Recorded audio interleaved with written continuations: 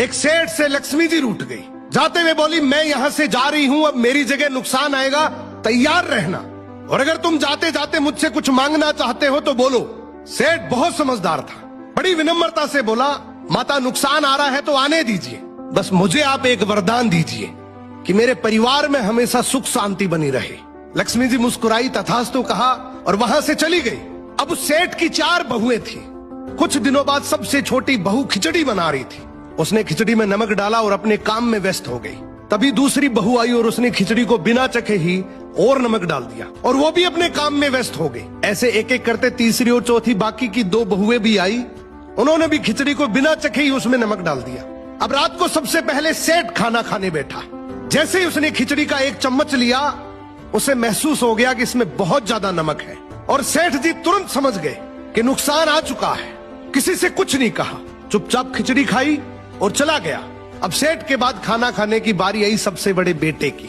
बेटे ने खिचड़ी का 1 निवाला लिया। उसने परिवार वालों से पूछा, पिताजी ने खाना खा लिया? उन्होंने कुछ कहा? तो बाकी सबने जवाब दिया, हाँ पिताजी ने तो खाना खा लिया, लेकिन किसी से कुछ नहीं कहा। तो बड़े बेटे ने भी चुपचाप खिचड़ी खाई और चला गया। ऐसे ही करके परिवार के बाकी सारे सदस्य एक एक करके आए, अपने से पहले वालों के बारे में पूछा, कुछ नहीं कहा, चुपचाप खिचड़ी खाई और चले गए। अब रात को सेठ जी सो रहे थे, सपने में नुकसान आया और हाथ जोड़कर बोला, भाई मैं यहां से जा रहा हूं, मैं यहां नहीं रह सकता।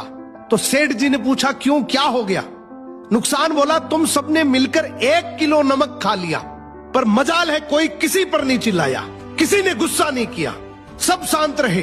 अब जिस परिवार में इतनी सुख शांति हो, आपस में इतना प्यार हो, वहां पर मैं नहीं रह सकता।